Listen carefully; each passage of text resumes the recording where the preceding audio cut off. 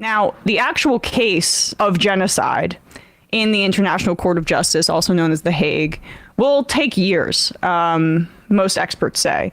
But what this hopefully can do in the next few weeks, if they do come to the conclusion that Israel is committing genocide against Palestinians, they'll be able to essentially pressure the United States, pressure Israel to cease this, and kind of institute a sort of injunction for a ceasefire. It's not as binding as it should be. International law should be much more enforceable. It's going to be quite a test for international law. Certainly. I mean, we're already seeing how toothless it can be, but if they do end up ruling in the way that I think they should, saying that Israel is in violation and is of the 1948 UN Genocide Convention, then the amount of pressure placed on the U.S. in particular and Biden will be immense. The court has 15 judges on it. They heard oral arguments today, and we will play a portion of that in a bit. But this was the night before Benjamin Netanyahu wanted to do a little bit of rewriting of history, and I want to point out that he does this in English, and you should always pay attention to when Israeli officials are speaking in English versus what they're saying in Hebrew, because this is public relations. This is for America. This is for manipulating the public and, putting pressure on the judges in the court here not to rule that he is committing genocide, obviously. So this is what he had to say, just straight up lying, of course, ahead of the hearings. I want to make a few points absolutely clear. Israel has no intention of permanently occupying Gaza or displacing its civilian population. Israel is fighting Hamas terrorists, not the Palestinian population. And we are doing so in full compliance with international law. The IDF is doing its utmost to minimize civilian casualties, while Hamas is doing its utmost to maximize them by using Palestinian civilians as human shields. The IDF urges Palestinian civilians to leave war zones by disseminating leaflets, making phone calls, providing safe passage corridors. Remove themselves. While Hamas prevents Palestinians from leaving at gunpoint, and often with gunfire. Our goal is to rid Gaza of Hamas terrorists and free our hostages. Once this is achieved, Gaza can be demilitarized and de-radicalized, thereby creating a possibility for a better future for Israel and Palestinians alike. Yes, as he and his people in his government talk about that they will not move forward with a two-state solution. These are obvious lies. They disseminated leaflets for people in the open-air prison to leave the prison. Just leave the open-air prison while we destroy your home and everything you've known dear. If you're disabled, if you're pregnant, if you're older, if you're a child. I mean, that's impossible, but we're going to do so anyway and pretend that it's humanitarian. This is an obvious lie. This was just from a week ago in the Times of Israel. And again, Times of Israel is not a left-wing paper. Like, Haaretz is more center-left. Times of Israel, in the context of Israeli society, is center-right. And they're doing better reporting on what the Israeli government is doing than Western outlets, okay? Israel's in talks with Congo and other countries on Gaza voluntary migration plan is what this article is headlined. The voluntary resettlement of Palestinians from Gaza is slowly becoming a key official policy of the government, with a senior official saying that Israel has held talks with several countries for their potential absorption. And the quote here from Netanyahu, just mere weeks before he lies about this in public, saying, last Monday, Netanyahu told a Likud faction meeting that he is working to facilitate the voluntary migration of Gazans to other countries. Our problem is finding countries that are willing to absorb Gazans, and we are working on it, he said, which is in direct contradiction to everything he just said there, let alone what we know Itamar Ben-Gvir, the far-right Israeli minister, has said, saying that it's the, quote, order of the hour to expel Palestinians from the Gaza Strip, to ethnically cleanse them. I mean, it's such an insult to everyone's intelligence, because Ben-Gvir is like, yeah, well, sorry, Blinken, don't tell us not to do that. And actually, Blinken, like a month or so ago, was flying around actually trying to facilitate exactly this. Yes. Like trying to get Arab countries to take in these people. Right. Facilitating an ethnic cleansing, which outside of the genocide is a war crime. And Evan Hill of the Washington Post forensics team, who's done awesome reporting, I should say, when I criticize some of the Western coverage. It's more about cable news. Like, there have been some really, really good reporters at the Post and even at the New York Times as well. But Evan Hill in particular, because he's a forensics reporter, has looked into the claims, the craters made by Israeli bombs, and has just done a great job of dismantling the lies of the Israeli government. He pointed out on Twitter, like, the idea that has Netanyahu implemented a forced displacement or has he not is completely divorced from the reality in which, like, the displacement already happens when they've made Gaza completely uninhabitable by destroying every part of the strip of this small piece of land that was so densely populated. So now that we have the lies from Netanyahu, these are two portions of the opening statements by lawyers presenting South Africa's case of genocide against Israel. This is Adila Hassim, one of the lawyers here, speaking in particular about the indiscriminate bombings on civilian areas and how Israel has violated, in this instance, Article 2 of the Genocide Conventions. And here she goes.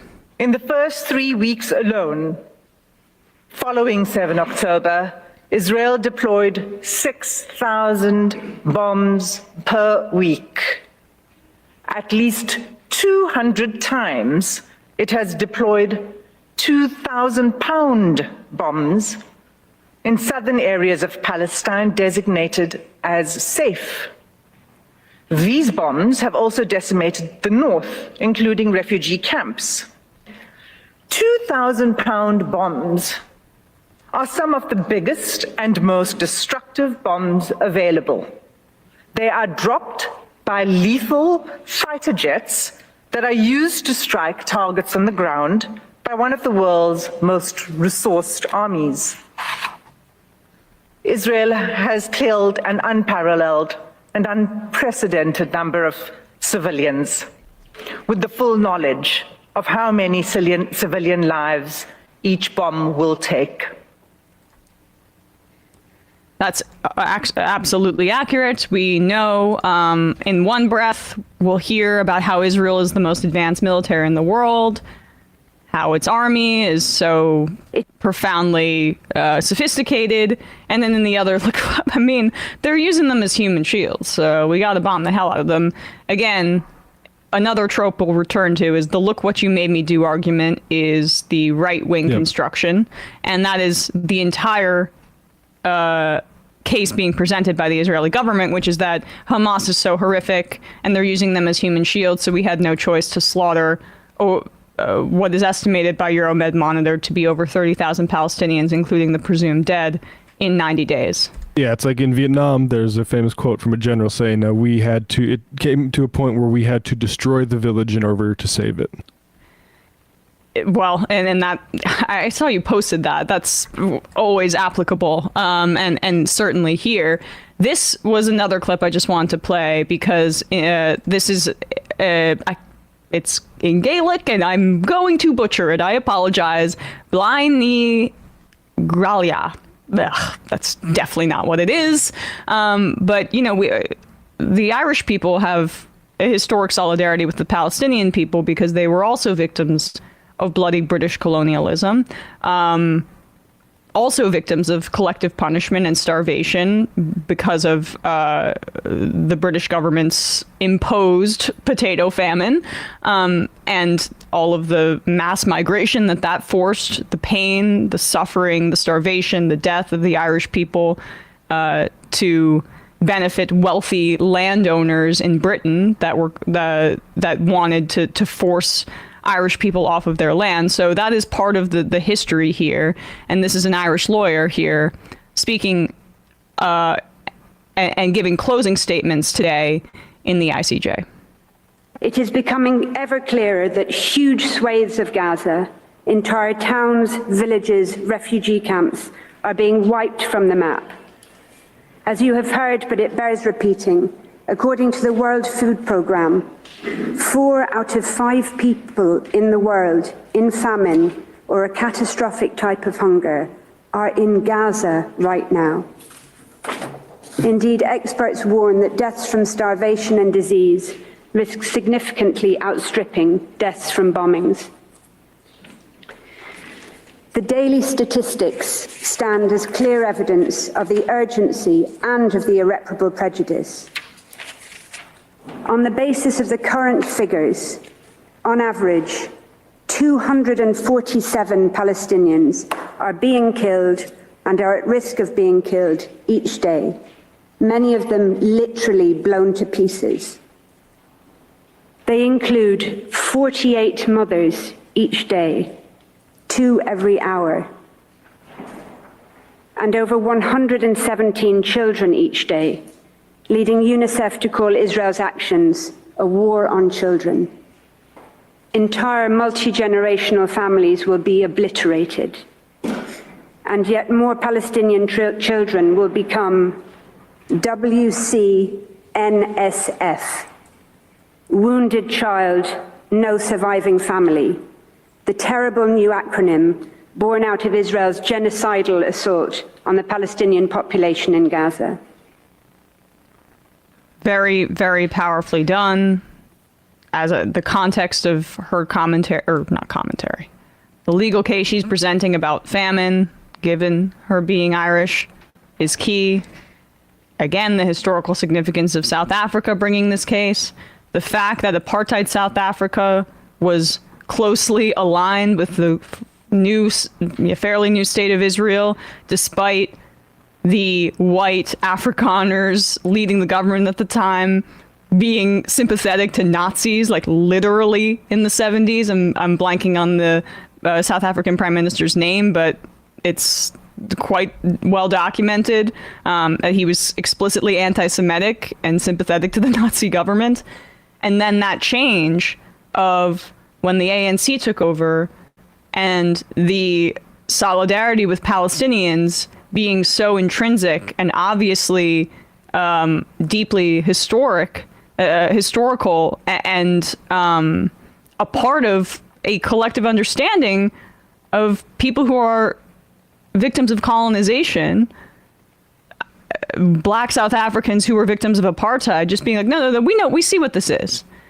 And to see, there were other, South African lawyers who spoke, to see an Irish lawyer make this case, to see these legal minds and representatives from other countries that know this pain so deeply and bringing that context to the genocide case and coming together to make this argument in front of of these judges at The Hague. It's a beautiful display of solidarity, and in my opinion, based on what I've read of the case, it's fairly open and shut. We'll see how it plays out.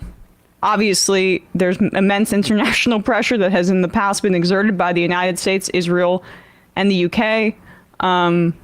We, of course, have to make sure that these proceedings move forward without any kind of prejudice and pressure. But it is historic. It's a historic moment, and I'm thankful for all of these human rights lawyers who understand this moment right now.